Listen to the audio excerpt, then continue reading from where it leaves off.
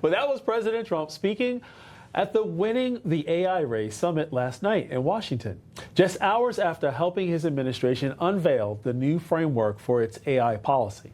The AI Action Plan, not artificial intelligence, places a heavy emphasis on boosting U.S. innovation, building out data center infrastructure, and promoting American technology abroad. Well, helping us learn more about it is a pair in terms of that they're way ahead of the curve on AI. They got it down pat. Yeah. We're joined today by CEO of Alliance for Secure AI and partner at Steinhauser Strategies, Brendan Steinhauser, and CEO of Data Vault AI Incorporated, Nathaniel Bradley. Welcome, gents. Thank you. Morning. So, Brendan, let's start with you. What are your thoughts about President Trump's framework AI policy and moving America to position one in the race for AI? Yeah, I think that it's a really great first step to try and lay the groundwork and have an ambitious plan to say we want to lead the world on AI. Here's how we do it. Here's what we need to get the agencies of our government to do. Here are the regulations we need to reverse, and here are the steps we need to take. I think one thing I'm really excited about is how he talks about unleashing American energy, which is something a lot of us have supported for a long time. We have to do that in order to build data centers in this country. He also talks in the plan about onshoring semiconductor manufacturing, which I think is critical to what we're discussing here, especially given that so many of the semiconductor chips are being manufactured in Taiwan, which of course China has its eyes on. There's a lot of great stuff in the plan. I think there's some things that we would like to see more and hear more about. One would be this idea of interpretability, which is in the plan. He talks about, we need to understand about how these things work. Yes, it is. We're kind of joking about artificial intelligence, but he referred to it as it is. These are potentially, human level geniuses, essentially, that are going to be in these data centers. And so we want to understand how they work, how do they go from input to output, and make sure that these systems are in our control, that we basically are the ones that are able to use them for humanity, use them for good, as opposed to them being misused or used by our adversaries. So I think there's a lot of good stuff in the plan, and I look forward to seeing how this all is rolled out in the days and weeks and months to come. Yeah, a lot to get through there. Nathaniel, do you agree with Brendan? And what do you think our audience needs to be most educated on from Trump's 28-page AI action plan? Well, I do agree, and I think he made some great points. One of the things that I would point out as well is, the gap between those that use these technologies and those that don't.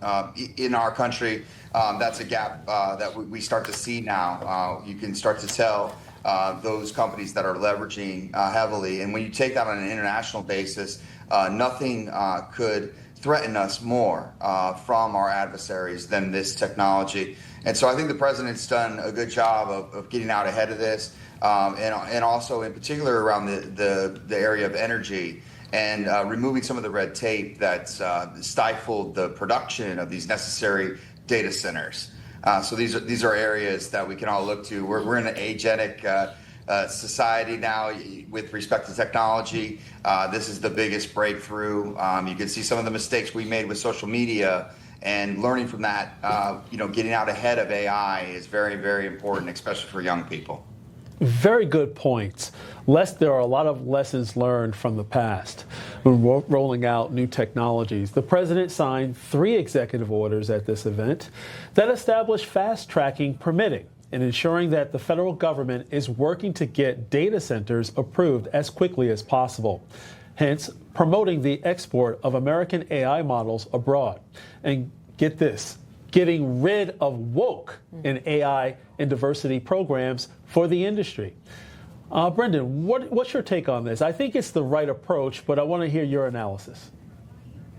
Yeah, absolutely. Look, people have to be able to trust that when they put in a query, when they prompt an AI, that they get a response back that is trying to aggregate all the data that is out there, but also to sift through the bad stuff, to sift through the woke ideological stuff, to get to, making it as useful as possible.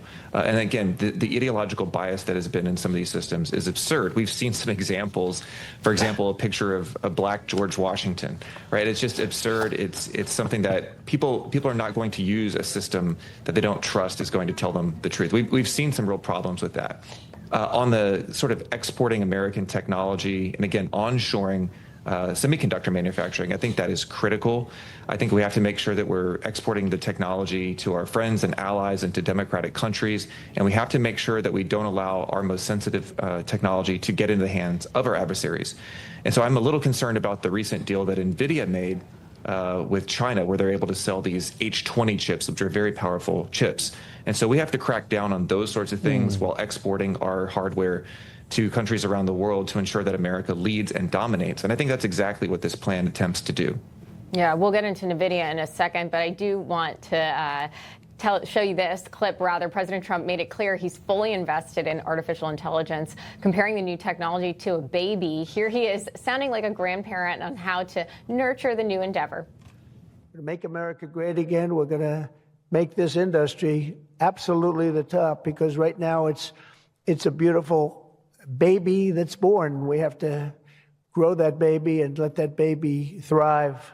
And we can't stop it. We can't stop it with politics. We can't stop it with foolish rules and even stupid rules. At the same time, we want to have rules, but they have to be smart. They have to be brilliant. They have to be more brilliant than even the technology itself. Nathaniel, what's your reaction to Trump's analogy with respect to the baby? It's a great one.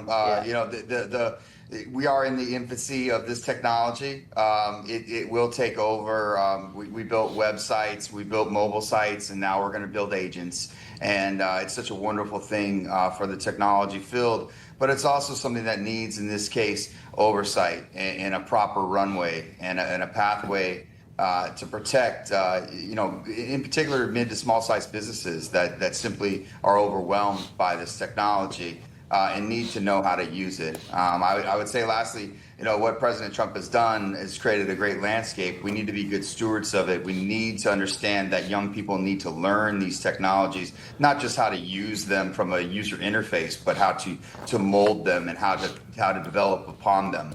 And that needs to be taught. And we need to have, you know, equivalent of computer labs, you know, for students in AI environments. And it's been so sought after and so fought after that we haven't looked at education enough. So we need to have a better plan for that. And this sets the table for that. So it's very exciting to see. Yeah, it's binary. Either you're a leader or a follower. And President Trump clearly understands that, which is why he is stressing the importance of winning the AI competition against other countries. Similar to the space race decades ago, he described government support of AI as a national security priority and prevent allies from turning to a rival technology. Brendan, this is extremely important, and President Trump is laser focused on it. Yeah, definitely. And it's very difficult to get right because we know the Chinese are developing their own technology. They're obviously going to try and steal our technology. They're smuggling chips into their country from other countries. And so there's definitely, we can look at this as two races. There's kind of the commercial race, which is what we're talking about, making sure that American industry wins that race and that we develop the most advanced technology, the best capabilities possible. And we want that for our country. And I think that's actually also good for humanity. Because if the Chinese develop advanced technology this is all built on their technology, you can imagine what the CCP will do and how they will go about it in terms of building, using AI to build a police state to spy on their citizens and to other countries. And so I think, as it relates to that, I think we have to make sure that America leads. But I also worry about making sure that we're hardening our targets internally. So we have our critical infrastructure referred to in the plan. And when you look at sort of that particular side of the debate, the Chinese are going to be trying to attack us. We have to have offensive AI capabilities. We have to have defensive capabilities to deal with those attacks on our critical infrastructure. So I think those are things we have to really keep in mind as we, pursue this effort in the years to come. Brendan Steinhauser and Nathaniel Bradley, thank you for joining us and educating us on this very new technology. Have a great day. Thank you. Thank you. You too. So let's keep this conversation going because